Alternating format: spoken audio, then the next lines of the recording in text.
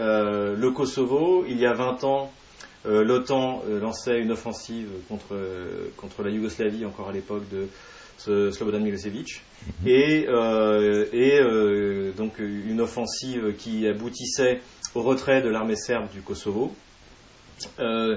Et récemment, nous venons d'apprendre que l'Albanie et le Kosovo s'apprêtaient à ouvrir leurs frontières, ce qui fait que finalement, ce qu'on nous avait présenté comme à l'arrivée d'un État multiethnique, d'un nouveau genre en France, finalement est bien ce que nous, des gens comme nous, avions annoncé, c'est-à-dire un projet de grande Albanie pour affaiblir la grande puissance serbe dans les Balkans. Alors si l'on prend vos 4 catégories, l'éclatement de la Yougoslavie a illustré 3 sur 4, c'est-à-dire vous avez eu les mafias au Kosovo, bien entendu, vous avez eu le nazisme croate, vous avez eu l'islamisme en Bosnie, dont le réveil a été concomitant avec l'immixtion des États-Unis dans cette crise, qui jusqu'alors ne s'en mêlait pas, mais dès que la question musulmane est apparue au grand jour, on a eu une intervention directe des États-Unis qui ont repris en quelque sorte le flambeau de l'Allemagne dans la destruction de ce pays. Et puis alors vous avez le quatrième pilier qui est le gauchisme, lui, il a servi de caisse de résonance à l'extérieur, puisque tous les gauchistes se sont laissés piéger par le Kosovo 20 ans après, vous vous en souvenez.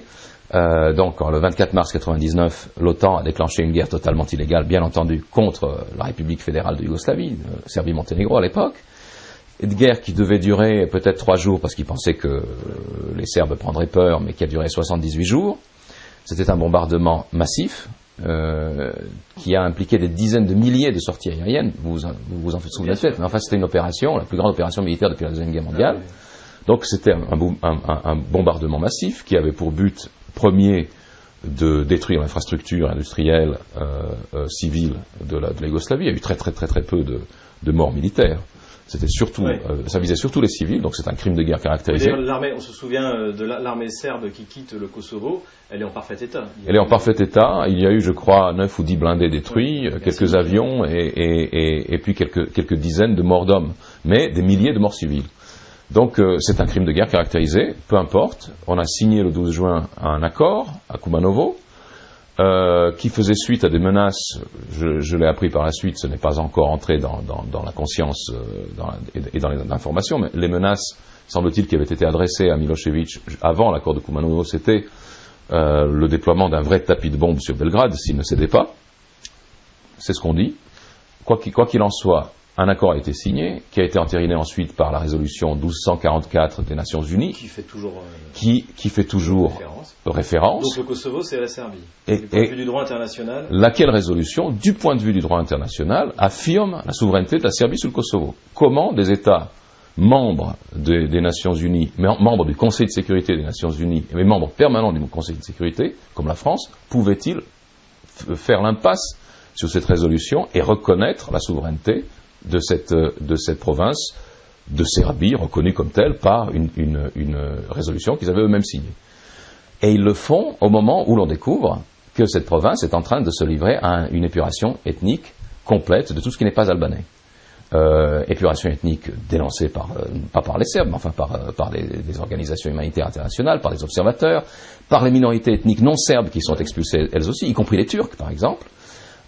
Destruction de monuments historiques, de monuments religieux. Évidemment, il y a une guerre à l'église orthodoxe qui se fait. Et vous avez cerise sur le gâteau, cette opération ignoble qui a fait l'objet d'une enquête très approfondie du sénateur suisse Dick Marty pour le Conseil de l'Europe sur le trafic d'organes prélevés sur des prisonniers serbes vivants au Kosovo et revendus à l'étranger.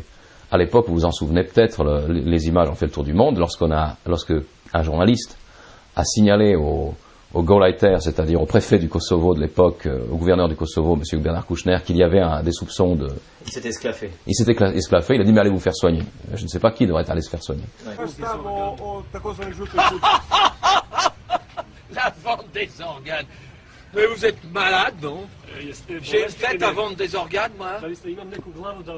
Enfin, bref, c'est un cas d'iniquité totale, c'est une violation totale de toutes les règles du droit international. C'est un brigandage, lequel brigandage leur est évidemment revenu à la figure parce que la Russie s'en est servie pour récupérer la Crimée, n'est-ce pas, en disant mais attendez, balayez devant votre porte, puis après on va discuter. Donc en fait, le Kosovo, comme l'a écrit le colonel Hogar dans son livre L'Europe est morte à Pristina, c'est l'acte de décès de toute la construction européenne et peut-être même de tout l'ordre international.